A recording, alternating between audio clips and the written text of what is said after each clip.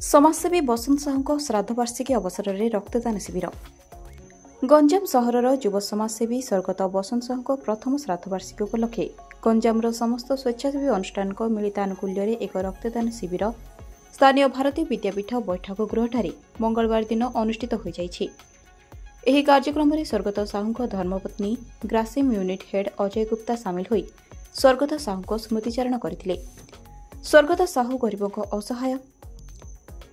साहू गरीबों असमयर बंधु भाव परिगणित हो पारिथिले। तांकर प्रथम श्राद्धवार्षिकी अवसर में एभली पुण्य काम पाई स्वेच्छासेवी मानक भूयसी प्रशंसा करा जायछि। अन्यमानक मध्यरे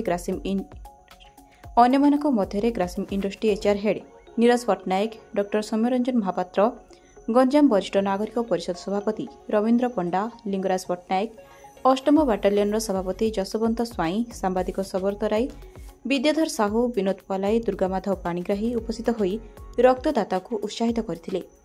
एथिरे ब्रह्मपुर रक्तभंडार कर्मचारी माने उपस्थित रही 52 यूनिट रक्त संग्रह करथिले।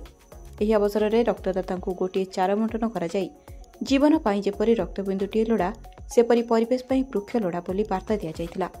एही रक्तदान शिविरटी को श्यामा रेड्डी, प्रणव प्रधान, समरेश प्रधान, आकाश गौड़, संजय स्वाई, गौतम पलाई, प्रभात विश्वाल, सीमांचल दास, संतोष तराई, अखिल तराई, गुरुनाथ रेड्डी, प्रभात साहू, दुर्योधन रेड्डी, करुणाकर रेड्डी, पूर्णचंद्र रेड्डी, त्रिपति साहू, जशोदा महाविद्यालय प्रियंका माली, मामाली माली, निर्जला माली, डॉ प्रमिला रेड्डी, तुलसी रेड्डी आदि उपस्थित रही एहाकु परिचालना करथिले।